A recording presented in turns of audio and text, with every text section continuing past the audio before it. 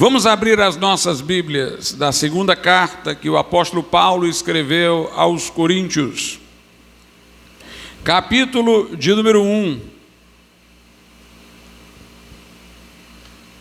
Segundo aos Coríntios 1, versículo de número 20.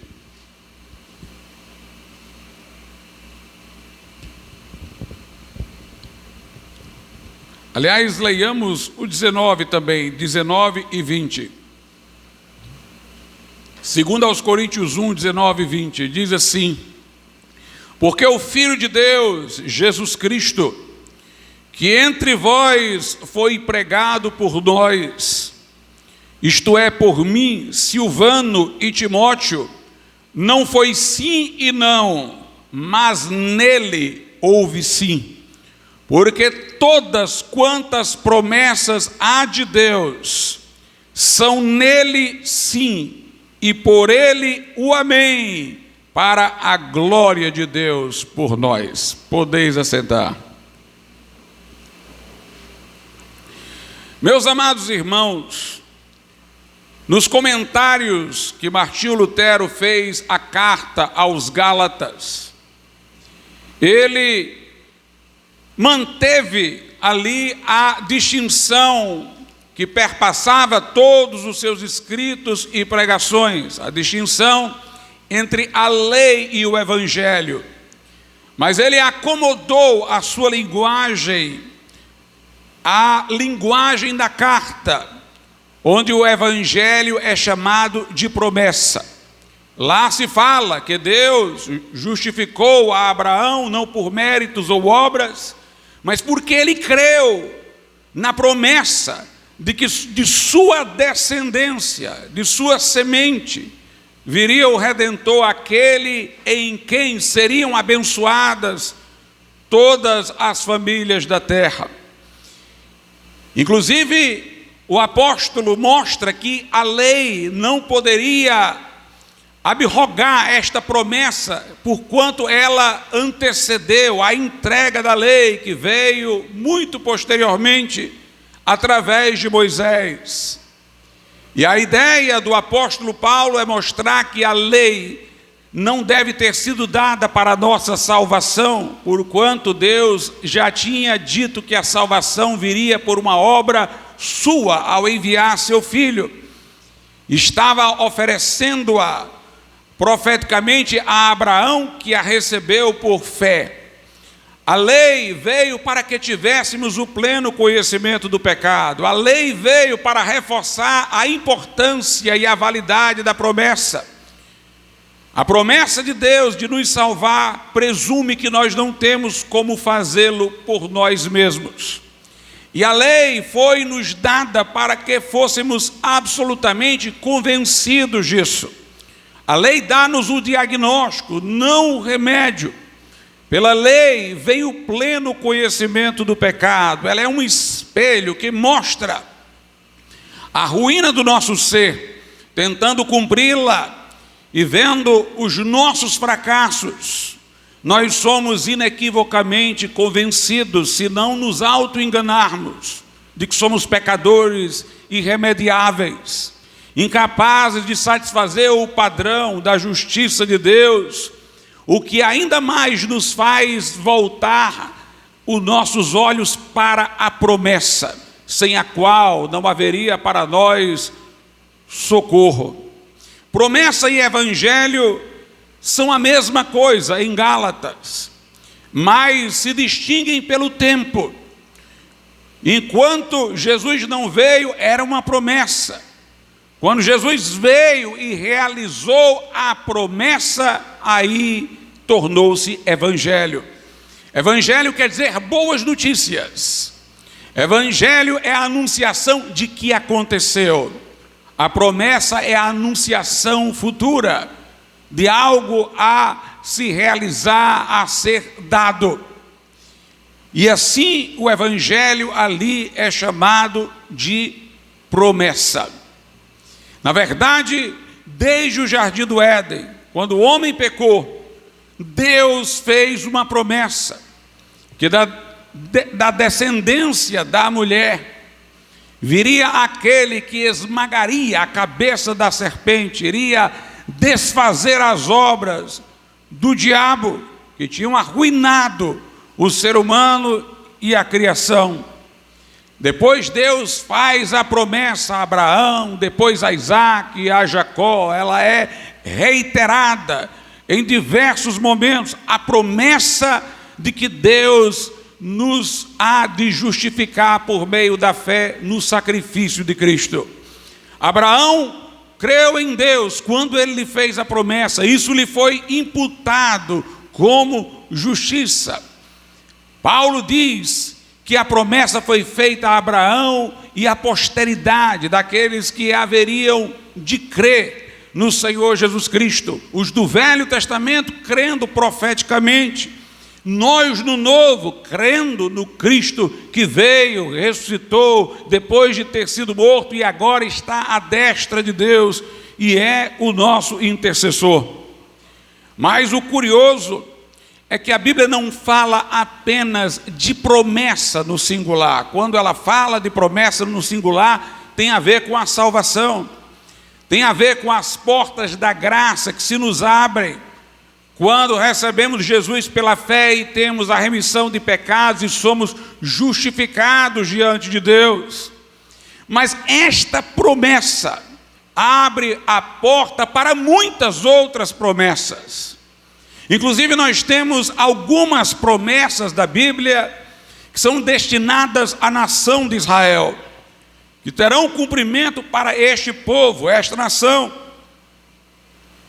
Como esta nação não apenas voltar à sua terra, algo que em parte aconteceu, mas lá habitar em segurança, de Jerusalém ser a sede do governo de Jesus Cristo durante o milênio, desta nação ser restaurada ao favor de Deus, é uma promessa ainda a cumprir-se.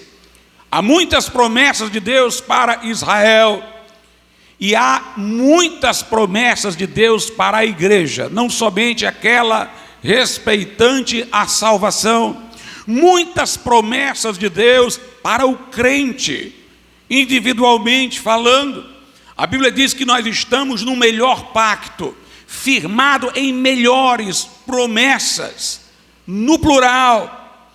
E aqui o apóstolo Paulo mostra que todas estas promessas têm cumprimento assegurado através de Jesus.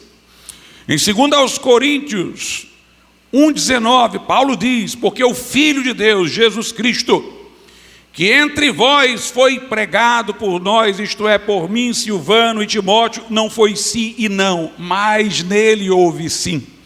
Paulo quer mostrar que o evangelho chega com plena convicção, que Paulo não está propondo uma aposta, Paulo não está dizendo Jesus pode fazê-lo como uma possibilidade que não venha a cumprir-se em alguns casos. Ele diz: nossa mensagem sobre Jesus não foi hesitante, não foi trêmula, não foi vacilante, foi com convicção. O Jesus que nós pregamos, não o pregamos dizendo sim e não, mas nele há o sim, nele há o cumprimento do projeto de Deus.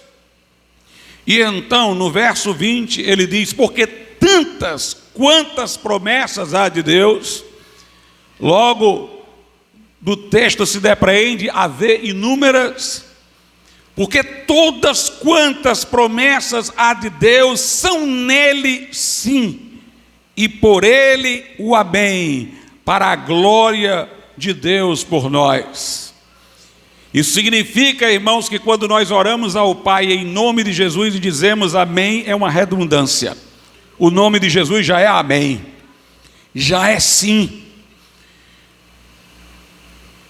Aqui Paulo está tentando nos inspirar a fé nas promessas de Deus, de que elas têm cumprimento por causa de Cristo, em quem para elas há o sim e o amém.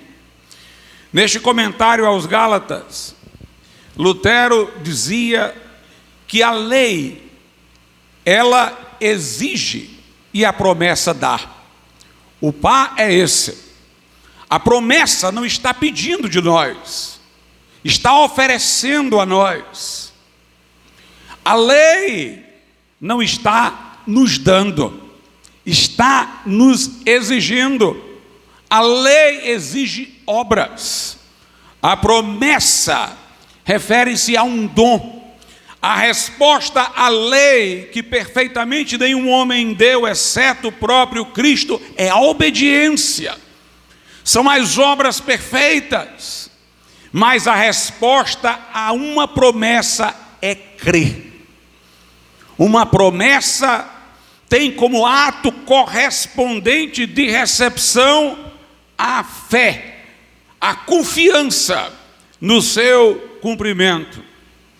E meus amados irmãos, ninguém crê numa promessa porque ela foi feita de maneira bela. Ninguém crê numa promessa porque ela foi feita de maneira eloquente. Não é o enunciado da promessa que gera confiança, é aquele que prometeu. É a fidedignidade, é a confiabilidade daquele que fala. É a fidelidade daquele que promete. Por isso, crer na promessa de Deus é, na verdade, crer em Deus. E se o fiador das promessas divinas é Cristo, se a base pela qual Deus cumpre suas promessas para conosco é a cruz, é a ressurreição, é a intercessão de Cristo, então crer nas promessas é crer em Jesus, é crer em Deus que prometeu, é crer em Jesus como mediador da aliança, como aquele que intercede por nós. Por isso, em João 14, Jesus disse: não se turbe o vosso coração, não fiquem ansiosos, perturbados, crede em Deus, naquele que prometeu, crede também em mim, como o fiador, o garantidor das promessas de Deus. Por isso, a fé salvadora é uma fé pessoal. Na visão católica, na visão romanista, a fé é algo intelectual e tem a ver com os dogmas que a igreja estabelece. É mais ou menos assim: a Trindade é algo que a razão humana não compreenderia. Minha razão não chega até lá, mas eu aceito este dogma, porque a igreja está dizendo. Portanto, não é uma confiança em Jesus, é a confiança num dogma, por um suporte intelectual que a igreja dá com a sua autoridade. Este modo errôneo de compreender a fé como uma relação mais do devoto com a instituição, com o dogma e não com uma promessa, foi tão marcante na Idade Média que a missa era celebrada em latim, e as pessoas nem sequer tinham alfabetização, na sua grande maioria, para ter conhecimento de sua própria língua adequadamente. Mas o padre celebrava em latim, de costas para o público, e a única coisa que o público fazia era dizer amém a tudo aquilo que ele falava, sem que ninguém entendesse. E os medievais chamaram isso de fé implícita. Mesmo que o fiel não compreenda aquilo em que está crendo, não saiba nem sequer o que está sendo dito, na hora que ele mostra a anuência à autoridade da igreja, é verdade, seja lá o que for, ele tem fé, e chamavam isso de fé implícita. Mas para nós a fé não é uma relação com a instituição, embora nós tenhamos que entender dogmas e aceitá-los quando são bíblicos, essa não é ainda a fé salvífica, embora presuma a compreensão das doutrinas cristãs. A fé é pessoal. Eu creio em Deus diretamente. Eu creio em Deus porque Ele é fiel. Eu creio em Deus porque Ele é digno de confiança. Paulo diz: fiel é esta palavra de Deus e digna de toda aceitação, que Cristo morreu pelos pecadores. Deus é que é confiável, a fé termina em Deus, é a confiança naquele que fez a promessa. E promessa, irmãos, é uma coisa pessoal, é diferente de um dogma. Um dogma é uma proposição impessoal, sobre se Deus é um ou trino, se um fato aconteceu ou não aconteceu, mas uma promessa é uma palavra diretiva, direta. É Deus dizendo para você: eu posso fazer isso por você. Jesus fazia os seus apelos assim. Jesus dizia: vinde a mim. Era direto, era pessoal. Os cansados e sobrecarregados, e eu vos aliviarei. Imediatamente ele mostra que é digno de confiança. Ele diz: aprendei de mim, que sou manso e humilde de coração, e encontrareis descanso para as vossas almas. Jesus dizia: o que vem a mim, de maneira nenhuma o lançarei fora. É uma palavra endereçada a uma pessoa. A promessa de Deus é uma promessa para nós, a ser acolhida através da fé. Ao longo da Bíblia, irmãos, nós vamos vendo que Deus é digno da nossa confiança e da nossa fé. Por isso que a Escritura diz que a fé vem pelo ouvir, o ouvir a palavra de Deus. Lá no Éden, por exemplo, Deus cercou Adão com favores, deu-lhe tudo, só lhe interditou uma única árvore. Imagine, eu fico sempre pensando nisso, um homem que tem o alimento ao dispor no jardim, tem os animais a ele submissos, Deus lhe dá inteira liberdade e lhe proíbe comer de uma única árvore. Mas Satanás, ao tentar Eva e por ela Adão, Satanás põe em dúvida a palavra de Deus, a confiabilidade da palavra de Deus. O diabo diz: foi assim que Deus disse, que se vocês comerem, morrem. Eu, porém, digo: vocês não vão morrer, vocês vão ser como Deus, vocês vão ter conhecimento em vocês mesmos, sem passar por um processo de aprendizagem com Ele. Vocês vão ser autônomos. Mas o que a serpente tinha dado a Adão e Eva, para que fosse digna de confiança? Na contramão, Deus tinha favorecido em tudo ao homem. Por isso, irmãos, quando nós não cremos nas promessas de Deus, nós estamos sendo de alguma maneira ingratos, porque Ele nos cercou de atos pelos quais Ele revela-se confiável. Na verdade, o pecado de Adão e Eva, em última instância, foi a incredulidade, não confiar na palavra de Deus. Isso os levou à queda. Nós temos inúmeras promessas na Bíblia já cumpridas, para que tenhamos convicção de que as que ainda não se realizaram hão de se realizar. Deus escolheu Abraão e disse que dele viria uma nação que não seria jamais destruída. O povo de Israel foi levado cativo pela Babilônia, ficou sob o domínio de 4 impérios mundiais. Depois da Babilônia veio a Pérsia, depois vieram os gregos, depois vieram os romanos, depois eles foram dispersos.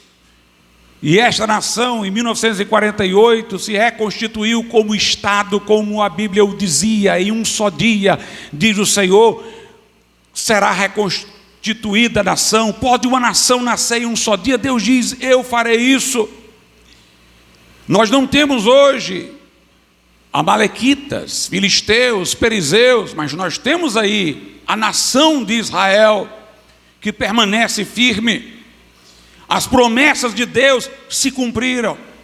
Quando nós lemos o Velho Testamento, nós vemos que os profetas advertiam, diziam que poderia acontecer se o povo continuasse nos descaminhos. O povo continuava, vinha o que o profeta dizia. As bênçãos que Deus prometia, entretanto, para um povo que a ele correspondesse, nós vemos igualmente cumpridas. Nós temos inúmeras profecias já cumpridas, todas mostrando a fidelidade de Deus. Mas nós temos algumas garantias que a Bíblia nos dá para que nós confiemos em promessas específicas de Deus.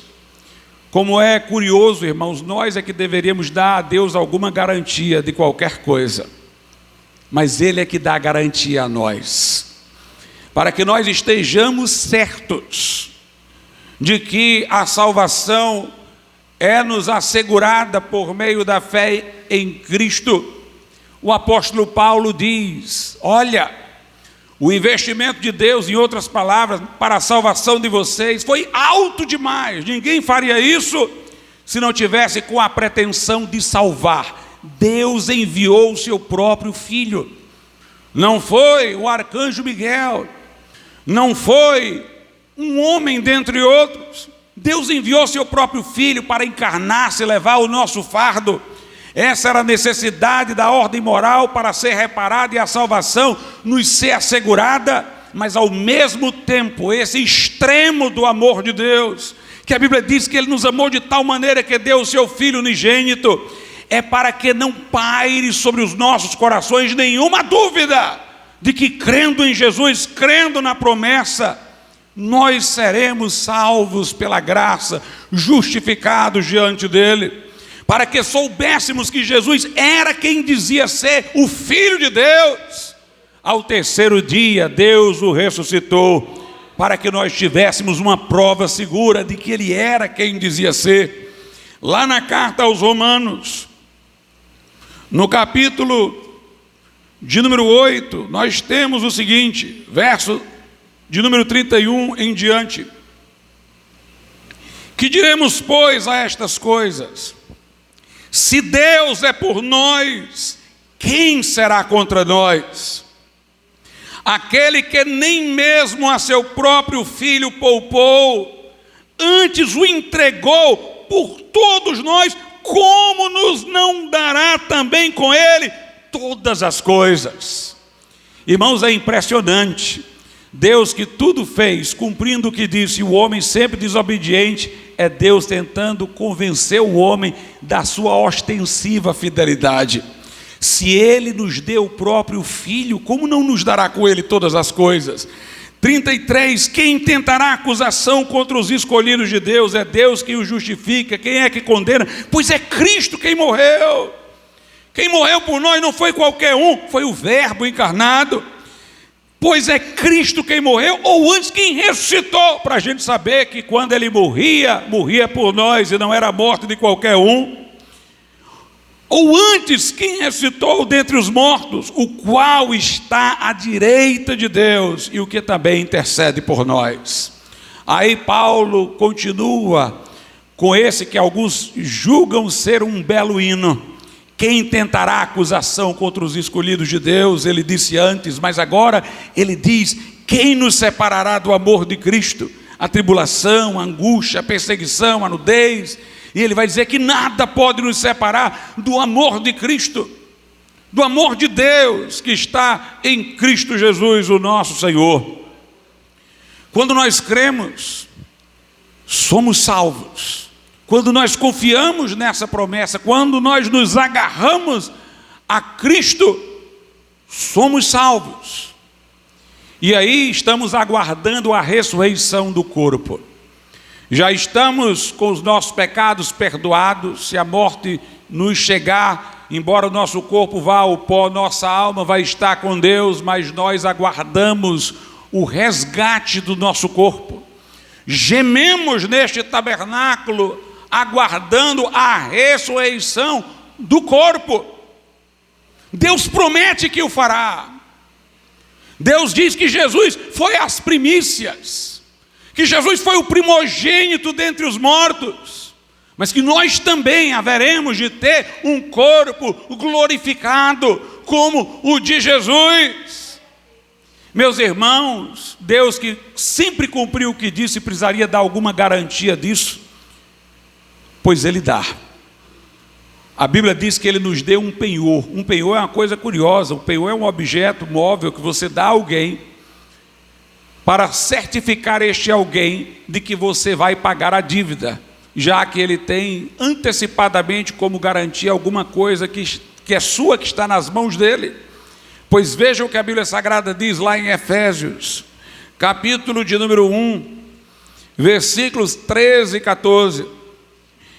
Em quem é em Jesus, também vós estáis, depois que ouvistes a palavra da verdade, o evangelho da vossa salvação, e tendo nele também crido, fostes selados. Nós somos marcados, nós somos uma carta endereçada para o céu com selo. Tendo também nele crido, fostes selados com o Espírito Santo da promessa, o qual é o penhor, ou seja, a garantia da nossa herança, para a redenção da possessão adquirida para louvor da sua glória. Para que eu esteja seguro de que este meu corpo vai ressuscitar, Deus colocou neste corpo o Espírito Santo. Este corpo não pode ser desprezado por Deus mais, porque agora ele é o templo do Espírito Santo. É como se Deus estivesse dizendo: como eu não vou ressuscitar o corpo de vocês no porvir, se eu estou fazendo do corpo de vocês o meu santuário.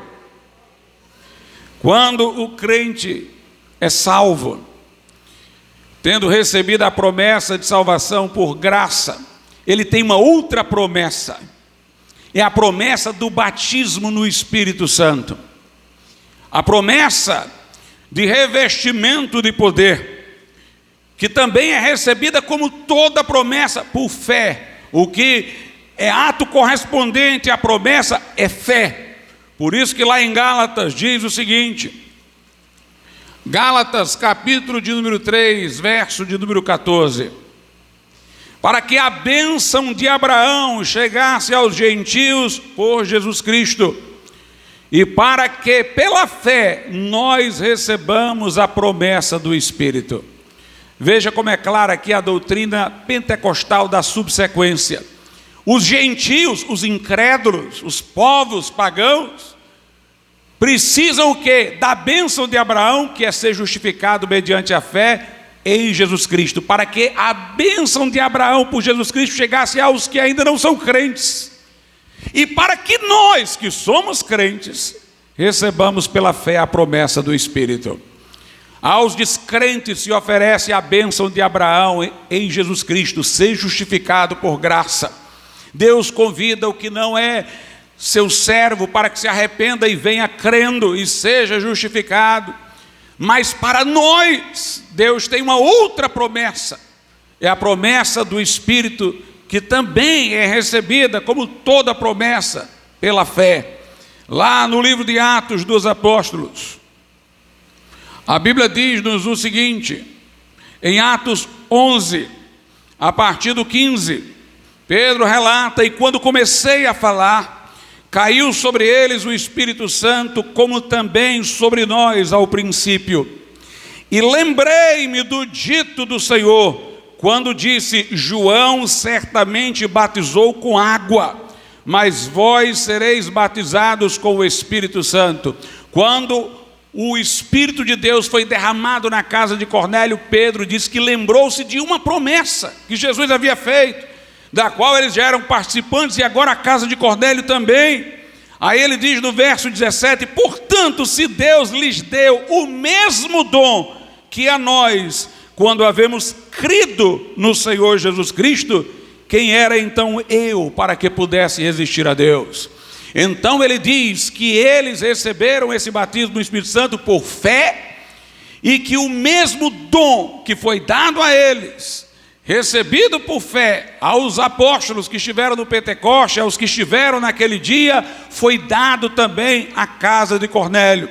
Faz alusão a uma promessa, entende o objeto da promessa como um dom, uma dádiva, portanto, não algo comprado, mas recebido pela benevolência de quem dá, e associa o recebimento com a fé, para que o crente se sinta estimulado a confiar em Deus para receber o dom do batismo no Espírito Santo.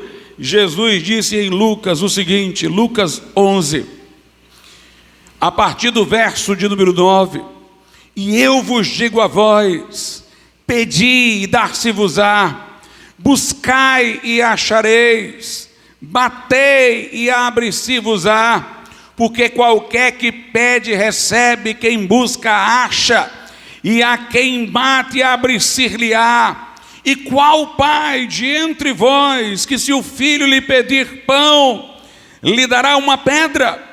Ou também se lhe pedir peixe, lhe dará por peixe uma serpente?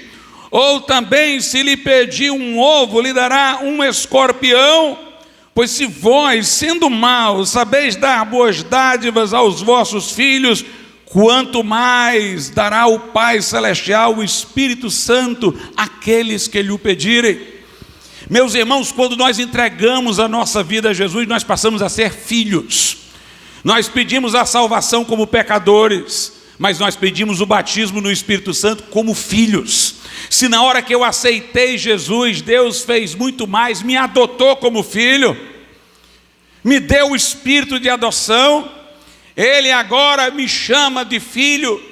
Será que quando eu pedir a Ele a outra promessa, como um filho, Ele vai me dar uma coisa ruim em vez do que prometeu?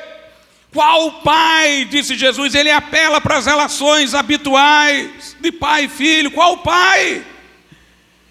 Que se o filho lhe pedir peixe, dará uma serpente, se pedir pão, dará uma pedra, se pedir ovo, lhe dará escorpião. Pois se vocês que são maus, sabem dar boas dádivas aos vossos filhos, muito mais dará o Pai, o Espírito Santo, aos que lhe o pedirem. Jesus está ensinando, portanto, que Deus é confiável. Mas isso não dispensa a busca. O texto diz: pedi, buscai, batei. É quem busca que acha, é quem bate que se lhe abre, é quem pede que recebe. Cabe ao crente pedir. Mas aqui está mostrando que Deus é fiel para cumprir a promessa na vida daquele que crê. A fé, irmãos, salvadora, que recebe o batismo no Espírito Santo, que recebe o cumprimento de todas as promessas de Deus, ela possui dois elementos, um ativo e um passivo. O elemento ativo é o apoderar-se. Uma promessa não é para ter uma resposta passiva de nós, no sentido de a gente só ouvir e ficar extasiado com o que ouviu. Uma promessa requer o apoderamento.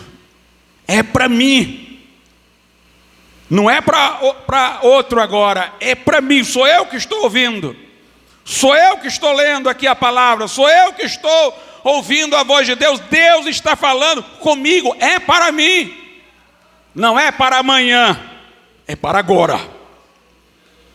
É para agora, e eu me agarro à promessa pela fé. A fé exige esse apoderamento. Você tem que ser ousado. Ousado para entrar no Santo dos Santos pelo sangue de Jesus. Tem um elemento, como dizia Smith Wigglesworth, de atrevimento na fé. Era uma expressão que ele usava: atreva-se a crer, tome posse, se apodere. Tem um elemento ativo na fé, de se apoderar. Uma promessa é para ser agarrada. Não é admirar os termos em que a promessa aconteceu, se as palavras são bonitas, eloquentes, não.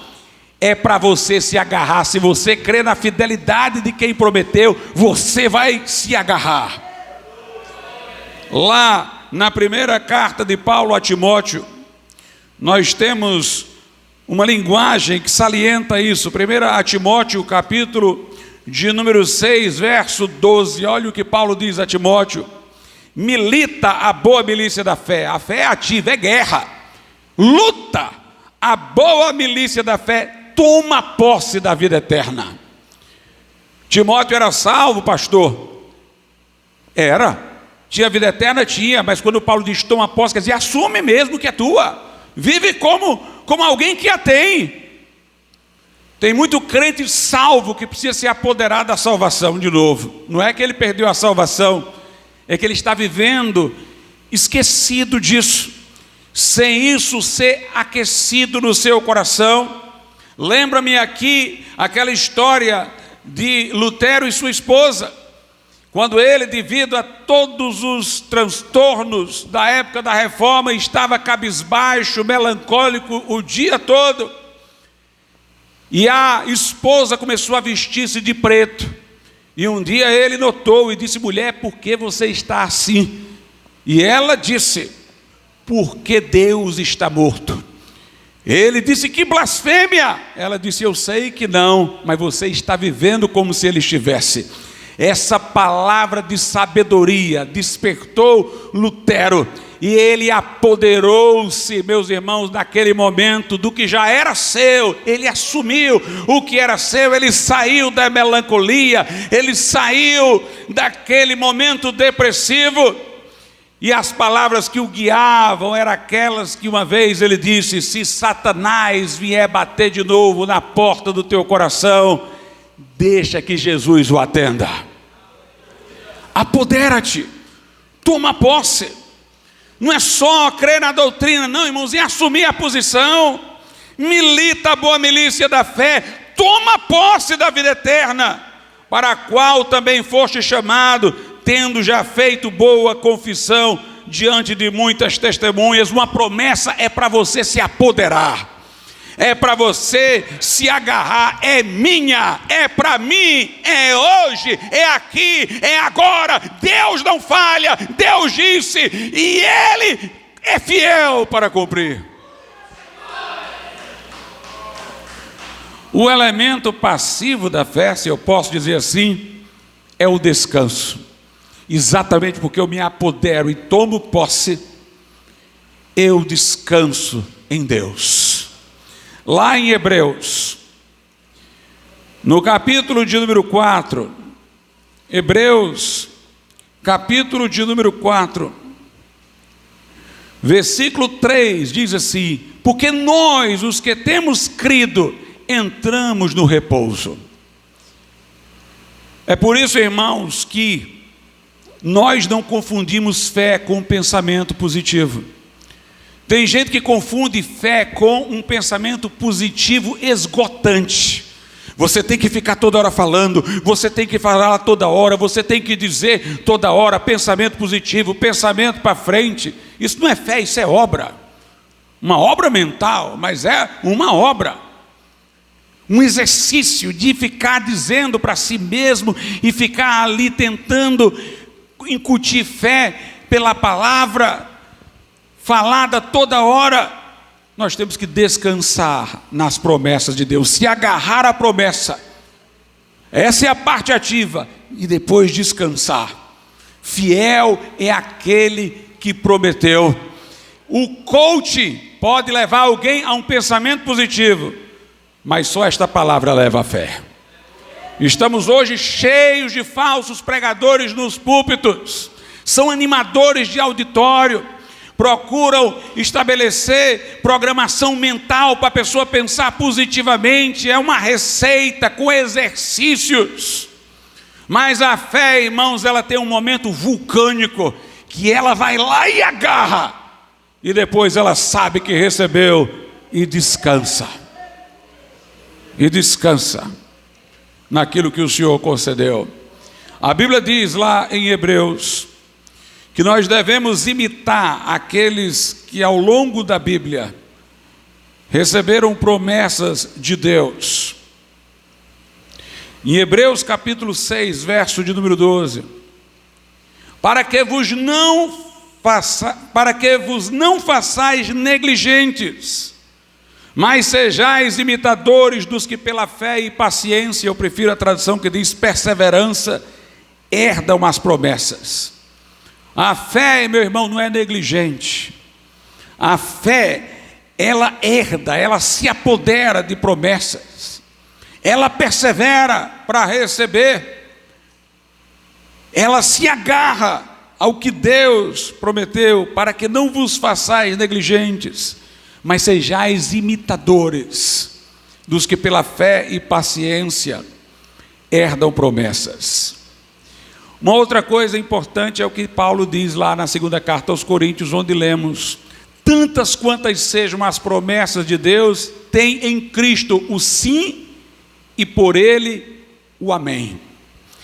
Nós temos, irmãos, que voltar a descobrir a importância do nome de Jesus.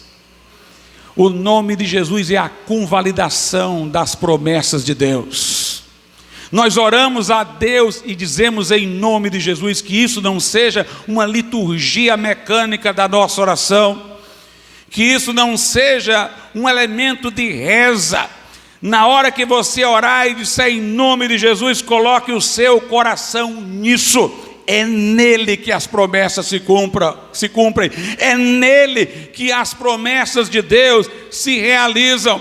A Bíblia diz: a todos quanto receberam, a saber, os que creem no seu nome, deu-lhes o poder de serem feitos filhos de Deus. A Bíblia diz: todo aquele que invocar o nome do Senhor será salvo. Jesus disse: em meu nome expulsarão demônios, falarão novas línguas, imporão as mãos sobre os enfermos e eles serão curados. Na oração de Atos 4, nós vemos ali as 3 chaves de vitória da igreja primitiva: a plenitude do Espírito Santo, o nome de Jesus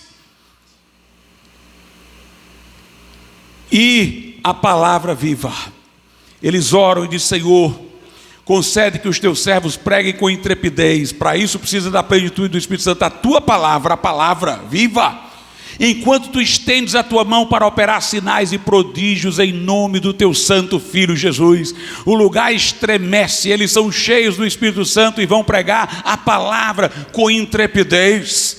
Mas note, meus irmãos, eles disseram: Senhor, nós queremos pregar com intrepidez enquanto tu estendes a mão para curar, para que se façam sinais e prodígios em nome do teu santo Filho Jesus. Pedro e João disseram para o coxo: em nome de Jesus o Nazareno, levanta-te e anda.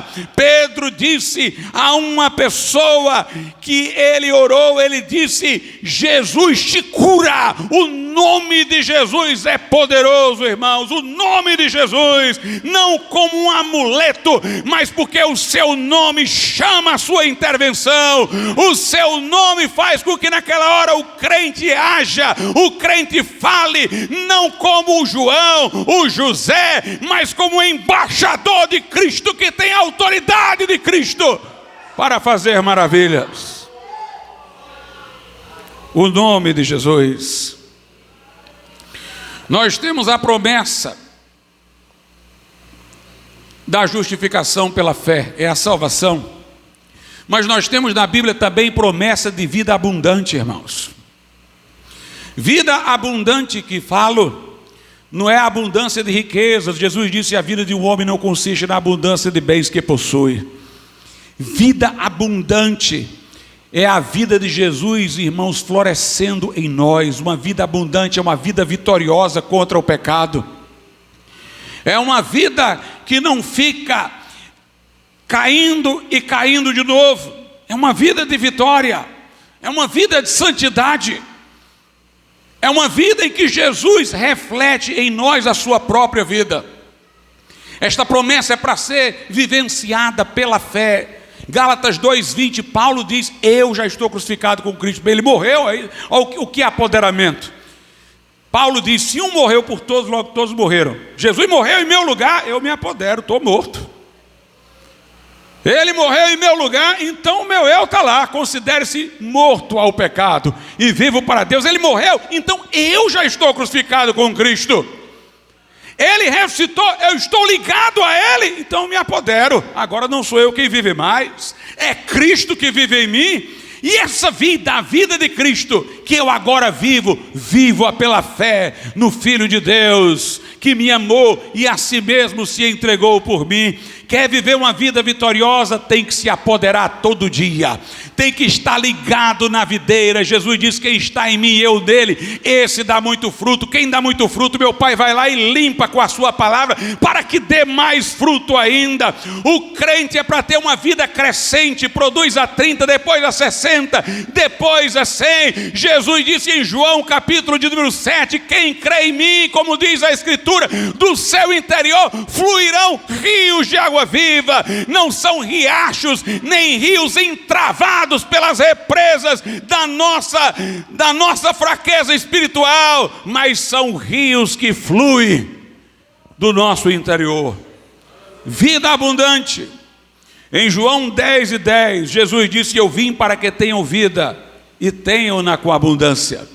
D.L. Moody dividia esse versículo em duas partes. Ele diz: Jesus veio para que tenha vida, é a salvação.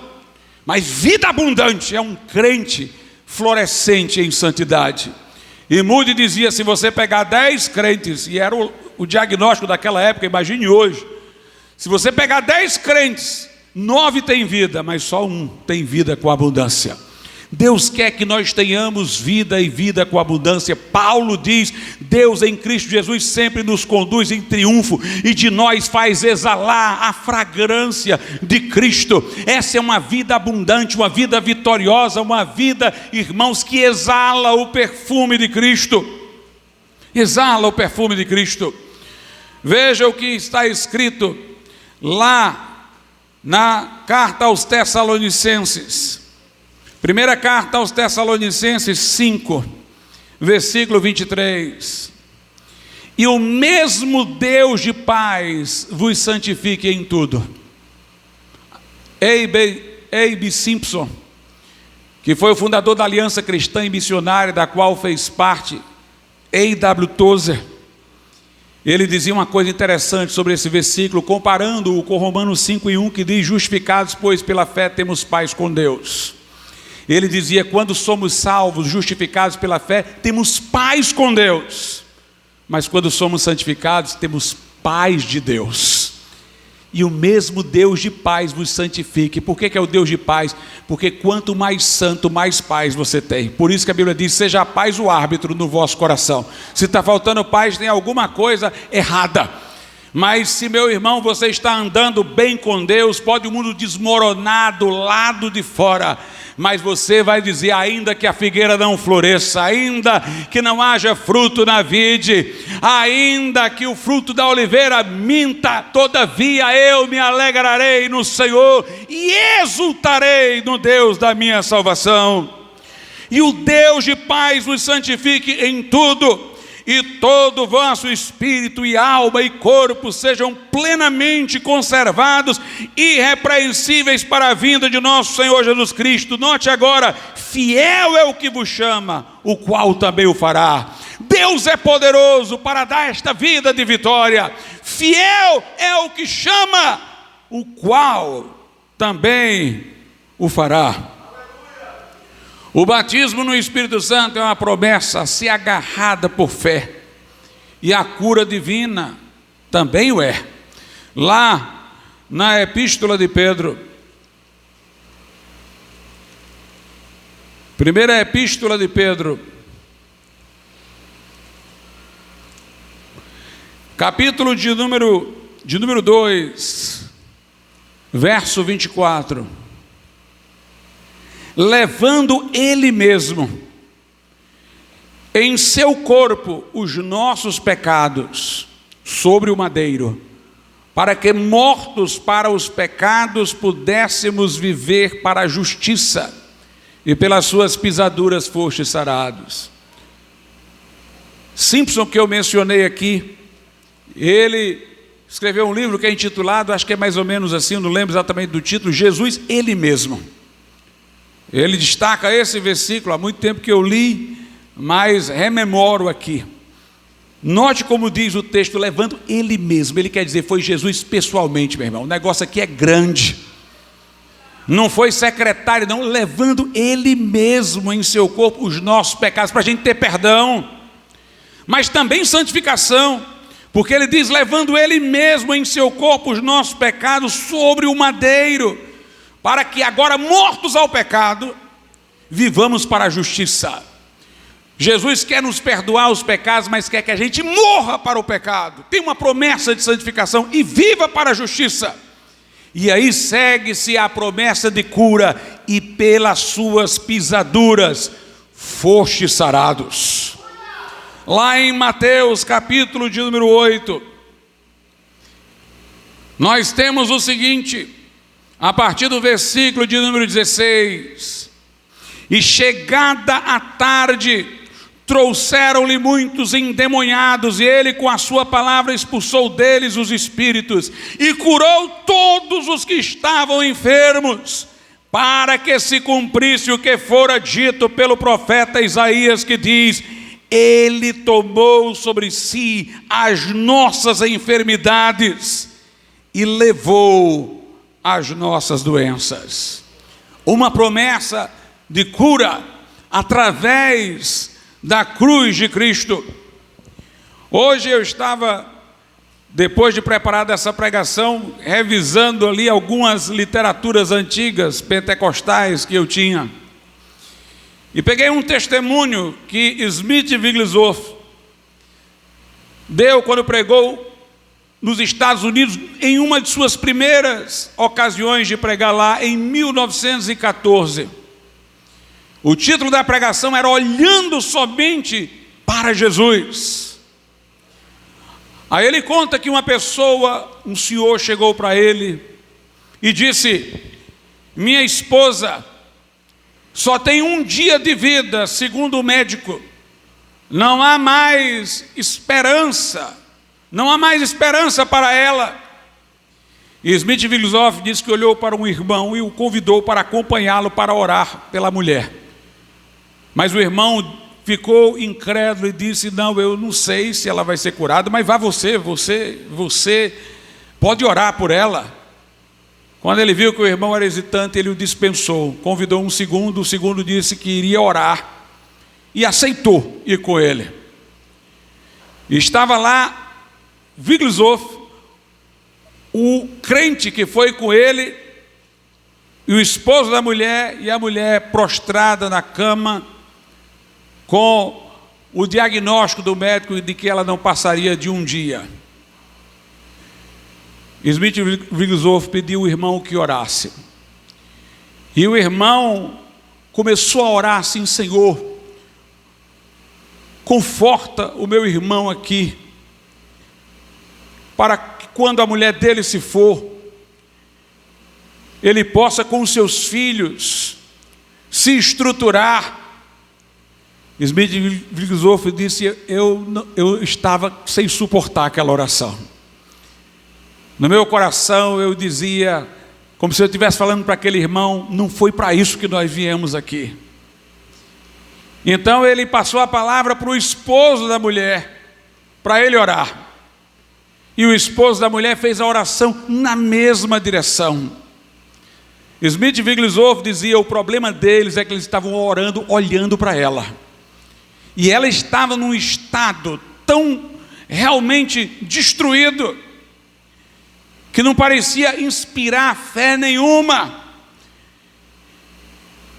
E ele dizia: nós temos que olhar para Jesus, e não para os sintomas, e não para o enfermo. Se olhar, é como Pedro, quando olhou para o vento que passou ao andar sobre as águas, ele começou a afundar. Olhe para Jesus. E ele disse: depois eu fui orar e eu me propus a não olhar para a mulher. E ele disse que olhou para cima da cama. Ele disse: quando eu estava orando a Jesus para ela ser curada, olhando acima da cama, eu tive uma visão, e Jesus me apareceu naquele momento, de alguma forma, e eu disse a ela: em nome de Jesus, levanta-te. Ele disse: a mulher não somente foi curada, mas levantou-se imediatamente pelo poder de Deus. É preciso, irmãos, ter ousadia de fé.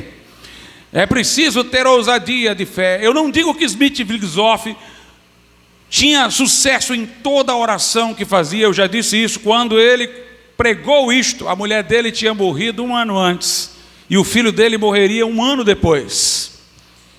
Nem sempre quando ele orava aconteciam coisas assim, mas ele ensinou uma coisa importante: você tem que orar para ser curado. Você tem que orar para ser curado. Eu disse num culto aqui de quinta, e eu digo novamente, irmãos: nós deixamos de ver as coisas de Deus porque nós seguimos a lógica humana. Pensamos às vezes assim: aquele ali eu orei, ele não foi curado. Se eu orar agora por esse aqui como se ele fosse curado, parece que eu sou um hipócrita, porque não deu certo ali, deu certo aqui. Smith Wigglesworth diz: nada disso. Ore para ser curado, diga que Jesus quer curar, porque é isso que ele quer. Senão não tinha ressurreição do corpo.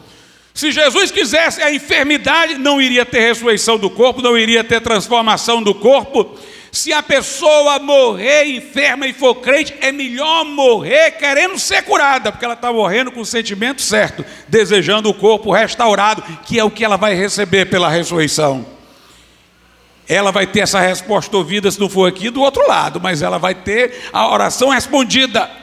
Nós não devemos pensar na morte como estado final, o desencarnar-se para estar com Deus como estado final. A gente tem que morrer apegado ao corpo com que Deus nos criou, porque Ele vai trazer o nosso corpo à vida.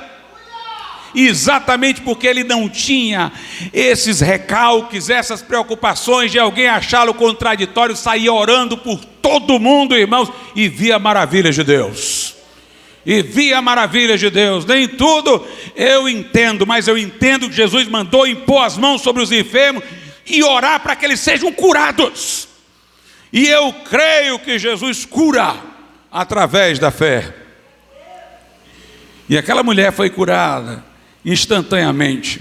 Quando nós lemos os evangelhos, nós vemos, irmãos, a qualidade da fé que recebe promessas.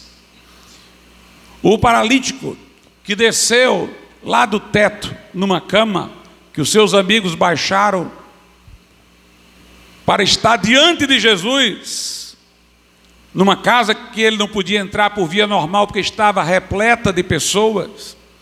Aquele paralítico não queria primeiro a cura, ele não queria. A Bíblia não diz que os amigos dele desceram para ele ser curado, desceram para colocar ele diante de Jesus.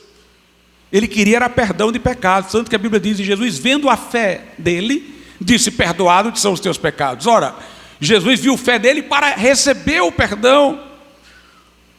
Provavelmente, eu até disse numa pregação recente, aquela sua paralisia pode ter vindo de algum ato pecaminoso que ele praticou e gerou aquilo ali, mas ele estava à procura de perdão. E Jesus deu o que ele queria e ainda disse: tem de bom ânimo, perdoados são os teus pecados. Como quem sabia que tipo de ânimo ele veio buscar. Ele veio buscar perdão. Mas note como este homem ansiava por salvação, como este homem estava disposto a tudo. Eu vou chegar diante dele, eu vou ser perdoado.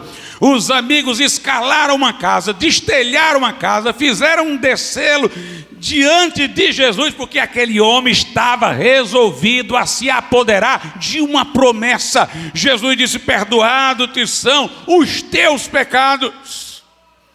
E depois disso nós sabemos a história. Jesus ainda o curou. Levanta, toma o teu leito e anda. Nós temos um caso de uma mulher que caiu aos pés de Jesus quando ele estava na casa de um fariseu. A mulher lavava os pés de Jesus com lágrimas, enxugava com os cabelos, como uma pessoa muito grata que se abraçava. O fariseu dizia consigo mesmo: se este homem aqui fosse santo, sabia que esta mulher aqui é uma mulher sem reputação. Mas Jesus disse: olha, eu entrei aqui, tu não me deste beijo. Eu entrei aqui, tu não lavaste meus pés. Esta mulher não cessa de lavar os meus pés com lágrimas, enxugar com os cabelos, porque eu digo a ela: perdoado te são os teus pecados. A mulher veio para agarrar, irmãos. A fé é isso, a fé se agarra a uma promessa. A fé cai aos pés de Jesus. A fé destelha uma casa e desce pendurada em cordas, porque a fé está disposta a receber a todo custo. Nós temos inúmeros exemplos de pessoas que foram curadas por Jesus. E note, eu não conheço nenhum exemplo da Bíblia de alguém que foi à procura de Jesus para ser curado e não teve resposta. Curou a todos, curou a todos. Todos os que vieram, se tinha fé, ele dizia: seja conforme a tua fé. Ele não dizia: seja conforme a minha vontade, seja conforme a tua fé. A vontade dele era curar. Seja conforme a tua fé. O leproso disse: se queres, pode tornar-me limpo. Jesus disse: eu quero ser limpo. E ele foi curado. E os exemplos que nós temos na Bíblia, irmãos, daqueles que eram curados, é exemplo de pessoas que se apoderavam de promessas. Jesus entrando na cidade, Bartimeu gritando: filho de Davi, tem compaixão de mim. E o povo mandando ele se calar, e ele gritando mais alto: filho de Davi, tem compaixão de mim. Jesus o chamou, ele lançou fora o seu manto, que era para protegê-lo do frio. Ele sabia que não ia ser mais um pedinte, ele ia sair dali curado. Correu até Jesus. Jesus disse: o que tu queres que eu te faça? Eu quero ver. E veja a palavra de Jesus como é curioso, como é curiosa. Então vê. Jesus deu ordem a um cego para que visse. É como se ele não se apoderasse, se naquele momento ele baixasse os olhos, olhasse para cá, ele não recebia, mas ele estava disposto a receber. Na hora Jesus disse: vê. O homem com olhos cegos arregalou-os para ver, tomou posse. Jesus não curava um paralítico, chegando lá, ajeitando a perna dele, colocando no local, como dá certo, dá para se levantar, pronto, agora vai se levantando aí devagarzinho. Jesus dizia a um paralítico: levanta-te e anda. Se o paralítico, em vez de atentar para a palavra de Cristo, olhasse para as pernas dele, ele dizia: mas como eu posso? Ele se levantava paralítico. Era no processo de se levantar que tudo ia se colocando no lugar. Tem que se apoderar da promessa de Deus. A mulher com fluxo de sangue, ela dizia: eu vou me colocar no meio da multidão, não estou conseguindo chegar até ele, mas uma forma de eu indicar um apelo, um grito, é chegar o mais perto que eu posso, e pelo menos tocar na orla do seu manto, e eu vou ser curada. A fé, irmãos, que se apodera de promessas, é a fé que marca a hora para receber. Às vezes a gente tem uma fé doutrinária. Eu creio que Jesus batiza no Espírito Santo. É abstrato. A questão é: eu creio agora, eu recebo agora. Eu creio que Jesus cura. Abstrato. Aquela mulher disse: eu vou tocar, e quando eu tocar, eu creio que eu vou ser curada. É preciso que a fé saia. É preciso que a fé não seja uma abstração. É como alguém que liga um carro e tem confiança de que quando virar a chave ele vai funcionar. É a fé que se apodera. Ela disse: eu vou lá e vou tocar, e quando tocou, Jesus disse: alguém me tocou. Os discípulos disseram: Senhor, é muita gente. Ele disse: mas alguém me tocou, porque de mim saiu virtude. A mulher apareceu trêmula, se identificou. Jesus disse: vai em paz, a tua fé te salvou. A tua fé te salvou. O centurião pediu pelo seu servo, e ele, quando foi falar com Jesus, Jesus se dispôs a ir, mas ele disse: não, Senhor, eu não sou digno de que tu entres em minha casa. Eu sei o que é autoridade de quem tem autoridade. Eu digo ao meu inferior: faça, ele faz. Se é o meu superior que manda eu fazer, eu faço. Daqui mesmo diz uma palavra: e agora o meu servo vai ser curado. Ele marcou hora. Diz, e ele vai ser curado lá. Este é um homem que se agarra à promessa. Jesus disse: nunca vi tamanha fé. Um homem que toma posse. E naquela mesma hora, aquele homem foi curado. Meus irmãos, Deus tem muitas promessas. Jesus salva, cura, batiza no Espírito Santo, dá uma vida vitoriosa. Jesus prometeu estar conosco na tribulação, na angústia. Jesus prometeu nos ungir com óleo de alegria. Nos prometeu, irmãos, uma vida de abundância, de comunhão com Ele. Tantas quantas sejam as promessas de Deus, tem em Cristo sim, e por Ele o amém. Veja o que a Escritura diz por último, lá na segunda epístola de Pedro.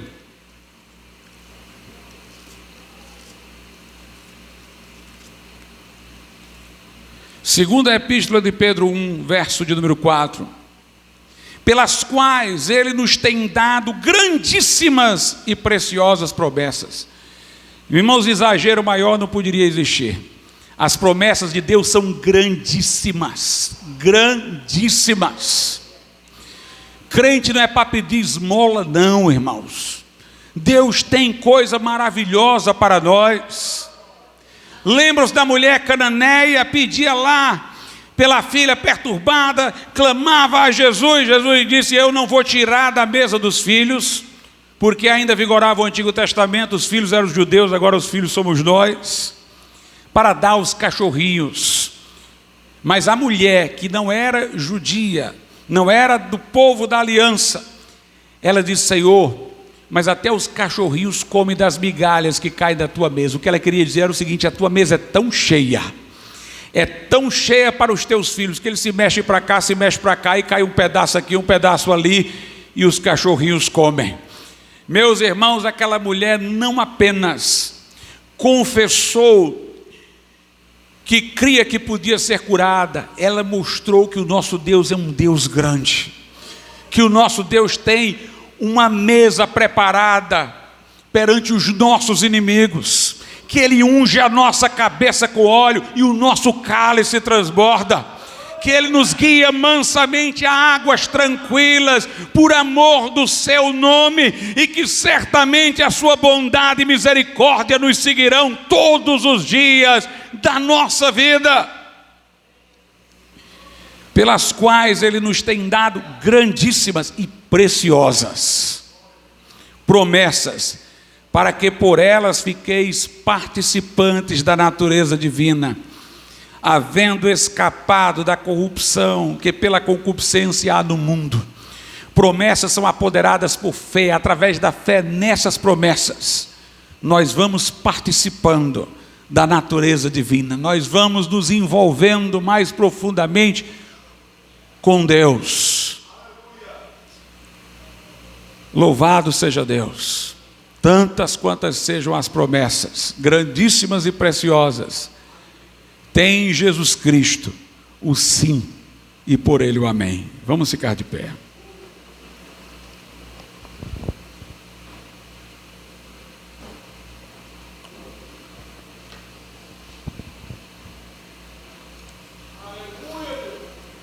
Soberano Deus e nosso Pai, nós te louvamos e te agradecemos, Senhor, por tão grandes promessas, por tão grande salvação, por tão grandes coisas que podem acontecer. Tu és o Deus que pode fazer tudo muito mais além daquilo que pedimos ou pensamos, segundo o poder que em nós opera.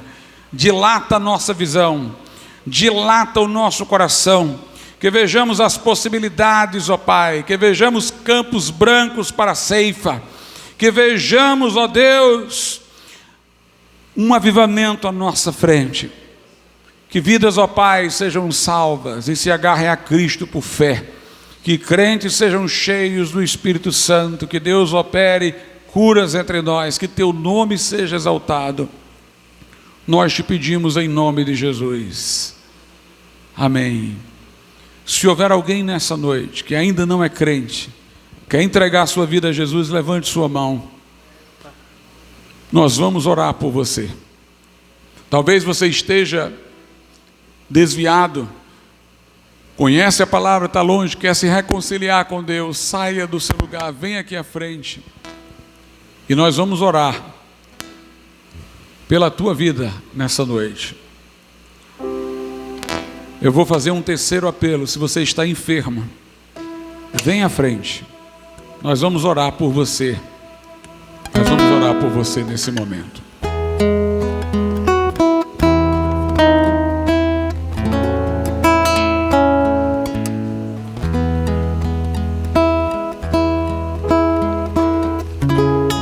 Aceita Jesus.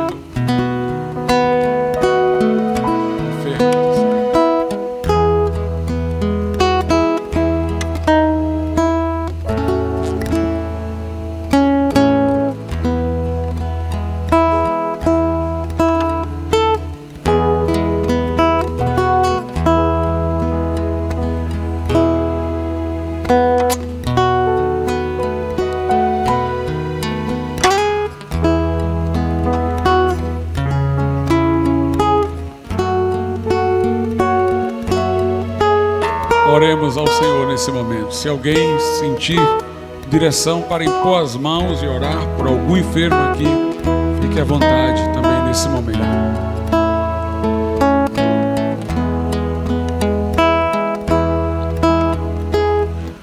Soberano e altíssimo Deus, nosso Pai, Tu és o Deus Todo-Poderoso, o Senhor que sara, o Deus das grandes e preciosas promessas, ó Pai, que pode fazer tudo muito mais além daquilo que pedimos ou pensamos.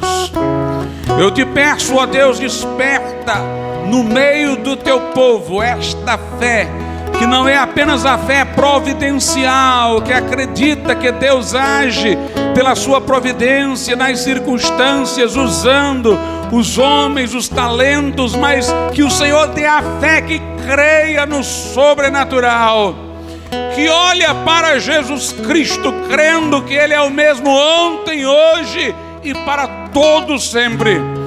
Que neste momento haja esta ousadia de fé que vimos em todos os relatos daqueles que foram a Cristo, meu Pai, para receber dele.